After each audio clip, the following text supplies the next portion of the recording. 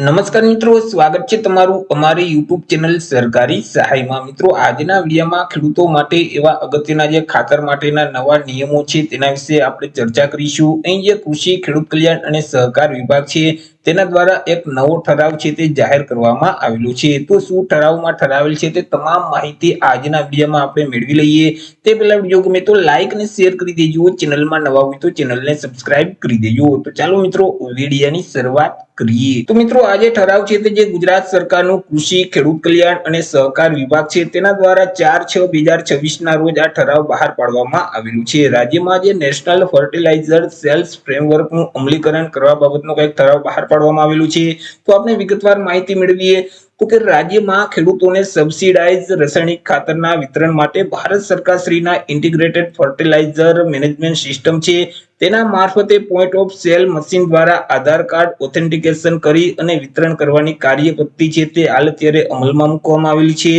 ખાતર વિતરણની આ જે કાર્ય પદ્ધતિ છે તે પદ્ધતિમાં કોઈ પણ વ્યક્તિ પોતાના આધાર ઓથેન્ટિકેશન દ્વારા ખાતરની ખરીદી છે તે કરી શકશે અને વ્યક્તિ દીઠ ખાતરની ખરીદીની મર્યાદા છે તે 50 બેગ પ્રતિ માસની નિયત કરવામાં આવેલી છે। એટલે કે એક ખેડૂતોને એક મહિનામાં વધુમાં વધુ 50 થેલી ખાતર છે તે મળવા પાત્ર થશે। મિત્રો, જે ભારત સરકાર શ્રી દ્વારા અમલી થનાર જે નેશનલ ફર્ટિલાઇઝર સેલ્સ ફ્રેમવર્ક છે તો તેની મુખ્ય કામગીરી એગ્રીસેટેક ફાર્મર રજિસ્ટ્રીને ડિજિટલ લેન્ડ રેકોર્ડ સાથે તમામ ખેડૂતોને જોડી અને એક ફાર્મર આઈડી છે તે જનરેટ કરવામાં આવશે। ફાર્મર આઈડી જનરેટ કરી અને તેના આધારે ખાતર ઓનલાઈન વિતરણની વ્યવસ્થા છે તે શરૂ કરવામાં આવશે। મિત્રો, એ ખાતર ખરીદી માટે ખાસ અને અપવાદરૂપ જે કિસ્સાઓ છે તે કિસ્સામાં કરવાની જે થતી કાર્યવાહી વિશે વાત કરીએ તો તેમાં જે વારસાઈ ન થયેલા જે ખેડૂતો છે અથવા તો વારસાઈ ન કરાવેલા જે ખેડૂતો છે તેના માટે વાત કરીએ તો કે આવા કિસ્સામાં ખેડૂત પુત્રને ખાતર મળી રહે તે માટે તેમનું જે પેઢીનામું છે તે પેઢીનામા સાથે ઓનલાઈન ખાતર મેળવવાની અરજી કરે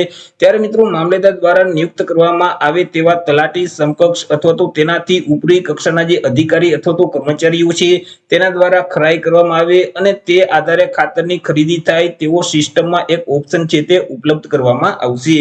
તે સિવાય તો કે જે મૂળ માલિક છે તો મૂળ માલિકના સ્થાને ભાડુઆત છે અથવા તો ભાગ્યથી જો ખેતી કરાવતા જે ખેડૂતો છે તેના વિશે વાત કરીએ તેઓએ કેવી રીતે ખાતર મેળવવાનું રહેશે તો કે કેટલાક કિસ્સામાં મૂળ માલિક વતનથી દૂર રહેતા હોય છે, જેમ કે અન્ય શહેરમાં અથવા તો વિદેશમાં રહેતા હોય છે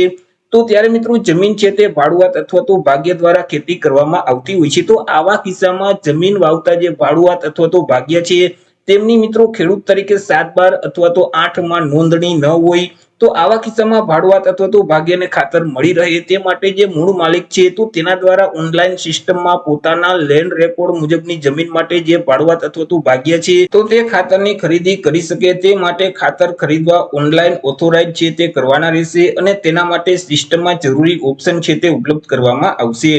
હવે વન અધિકાર પત્ર ધરાવતા જે ખેડૂતો છે તેના વિશે વાત કરીએ તો કે કેટલાક કિસ્સામાં જંગલ વિસ્તારવાળી જે જમીન છે તે જમીનમાં ખેડૂતો વન અધિકાર પત્ર મેળવી અને ખેતી કરતા હોય છે તો આવા કિસ્સામાં વન અધિકાર પત્ર ધરાવતા ખેડૂતોની 7/12 અથવા તો 8 માં નોંધણી હોતી નથી। તો આવા કિસ્સામાં વન અધિકાર પત્ર ધરાવતા જે ખેડૂતો છે તે ખેડૂતોને ખાતર મળી રહે તે માટે તેમના જે વન અધિકારી પત્ર સાથે ખાતર મેળવવા માટે ઓનલાઈન અરજી છે તે કરવાની રહેશે। ત્યારે મામલેદાર દ્વારા નિયુક્ત કરવામાં આવે તેવા તલાટી સમકક્ષ અથવા તો તેનાથી ઉપરી કક્ષાના જે અધિકારી કે કર્મચારીઓ છે તેના દ્વારા ખરાઈ કરવાની રહેશે અને તે આધારે ખાતરની ખરીદી થાય તેવો એક સિસ્ટમમાં ઓપ્શન છે તે ઉપલબ્ધ કરવામાં આવશે। હવે મંદિરની જમીનમાં ખેતી કરતા જે ખેડૂતો છે તેના વિશે વાત કરીએ તો કે કેટલાક કિસ્સામાં મંદિરની માલિકીની જમીનમાં ખેડૂતો ખેતી કરતા હોય છે તો આવા કિસ્સામાં જમીન મંદિરના નામે હોય છે અને આવા કિસ્સામાં મંદિરની જમીનમાં ખેતી કરતા જે ખેડૂતો છે તે ખેડૂતોને ખાતર મળી રહે તે માટે મંદિરની જમીનના માલિકી અથવા તો માલિક અથવા તો જે ટ્રસ્ટ છે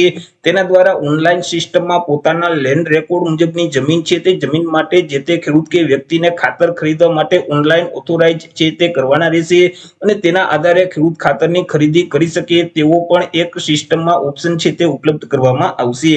તે સિવાય સંસ્થા અથવા તો જે ટ્રસ્ટની જમીન છે તેમાં ખેતી કરતા જે ખેડૂતો છે તેના વિશે વાત કરીએ તો કે કેટલાક કિસ્સામાં સંસ્થા અથવા તો ટ્રસ્ટની માલિકીની જમીનમાં ખેડૂતો છે તે ખેતી કરતા હોય છે તો આવા કિસ્સામાં જમીન વાવતા જે ખેડૂતો છે તે ખેડૂતોની ખેડૂત તરીકે 7/12 અથવા તો 8 માં નોંધણી હોતી નથી। તો આવા કિસ્સામાં સંસ્થા અથવા તો ટ્રસ્ટની જે માલિકીની જમીન હોય છે તો તે સંસ્થા કે ટ્રસ્ટના જે વડા છે અથવા તો તે સમકક્ષના અધિકારીઓ છે તો તેની ખેતી કરતા ખેડૂતોને ખાતર મળી રહે તે માટે ઓનલાઈન સિસ્ટમમાં પોતાના લેન્ડ રેકોર્ડ મુજબની જે જમીન માટે જે તે ખેડૂતને ખાતર ખરીદવા માટે ઓનલાઈન ઓથોરાઇઝ છે તે કરવાના રહેશે અને જેના આધારે ખેડૂત છે તે ખાતરની ખરીદી કરી શકે તેવો પણ એક સિસ્ટમમાં ઓપ્શન છે તે મૂકવામાં આવશે। હવે મિત્રો અહીં જમીન નામે કરાવવાની મહેસૂલી પ્રક્રિયા ચાલુ હોય તો તેવા ખેડૂતોને ખાતરની જો ખરીદી કરવી હોય તો તેના માટે શું ઓપ્શન રહેશે તો કે કેટલાક કિસ્સામાં જમીનની લે વેચ બાદ જમીન નામે કરાવવાની મહેસૂલી પ્રક્રિયા છે તે ચાલુ હોય તો તેવા કિસ્સામાં જે તે જમીનના 7/8 નવા માલિકની નોંધણી છે તે થતી નથી।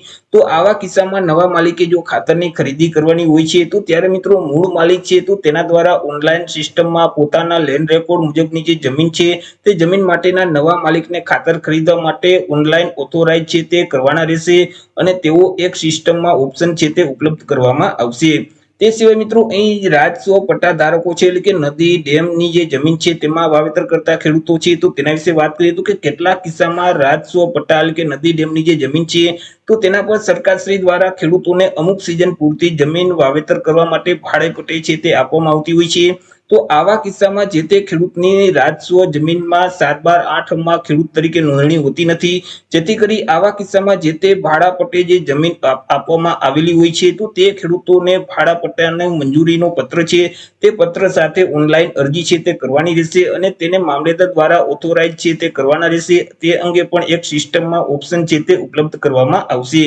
તે સિવાય જે સંયુક્ત નામે જમીન ધરાવે છે એટલે કે સંયુક્ત ખાતેદાર છે તેના વિશે વાત કરીએ તો કે ભારતમાં આ એક ખૂબ જ સામાન્ય પરિસ્થિતિ છે। જમીનમાં કાયદેસર રીતે પરિવારના અનેક સભ્યોની સંયુક્ત માલિકી હોય છે પરંતુ અહીં મિત્રો સામાન્ય રીતે ફક્ત એક જ વ્યક્તિ સક્રિય રીતે ખેતી છે તે કરતા હોય છે સંયુક્ત ખાતેદારોમાં। તો વાસ્તવિક ખેતી કરતા જે ખેડૂતો છે તે ખેડૂત માટે આંશિક હિસ્સા એટલે કે 1/4 પર આધારિત ખાતર આપવું છે તે અપૂરતું હોઈ શકે। તો આવા કિસ્સામાં સંયુક્ત માલિકીની જમીન ધરાવતા જે તમામ ખેડૂતો છે તે ખેડૂતો દ્વારા કોઈ એક ખેડૂતને ખાતર ખરીદી માટે અધિકૃત છે તે કરવાના રહેશે। તેના માટે તેઓનું સોગંદનામું રજૂ છે તે કરવાનું રહેશે જેના આધારે ખાતર ખરીદી માટે જે તે જમીનના જે ખેતીવાડી ખાતાના અધિકારી છે તે અધિકારીને ઓથોરાઇઝ કરવાના રહેશે। તે અંગે પણ સિસ્ટમમાં એક ઓપ્શન છે તે ઉપલબ્ધ કરવામાં આવશે જેથી કરી જે સંયુક્ત માલિકી ધરાવે છે સંયુક્ત ખાતેદાર છે તેઓને પણ ખાતરની ખરીદી છે તે કરી શકે તેઓ પણ ખાતર મેળવી શકે। તો આવી રીતે મિત્રો જે એગ્રીસેટેક ફાર્મર રજિસ્ટ્રી છે તો તેને હવે ડિજિટલ લેન્ડ રેકોર્ડ સાથે તમામ ખેડૂતોના આઈડી છે તે જોડી દેવામાં આવશે અને મિત્રો એક ફાર્મર આઈડી જનરેટ કરવામાં આવશે અને તેના આધારે હવે ઓનલાઈન ખાતરનું વિતરણ છે તે કરવામાં આવશે એટલે કે ખેડૂતોએ ખાતર મેળવવા માટે હવે ઓનલાઈન અરજી છે તે કરવાની રહેશે। ઓનલાઈન અરજી કર્યા બાદ જ અહીં ખેડૂતોને ખાતર છે તે મળવા પાત્ર થશે। તો આશા રાખું છું વિડીયો પસંદ પડ્યો હશે। વિડીયો પસંદ પડ્યો તો લાઈક અને શેર કરી દેજો। ચેનલમાં નવા હોય તો ચેનલને સબસ્ક્રાઇબ કરી દેજો। ફરી મળીશું એક નવા ટોપિક સાથે એક નવા જ વિડીયોમાં। ત્યાર સુધી જય હિન્દ, વંદે માતરમ।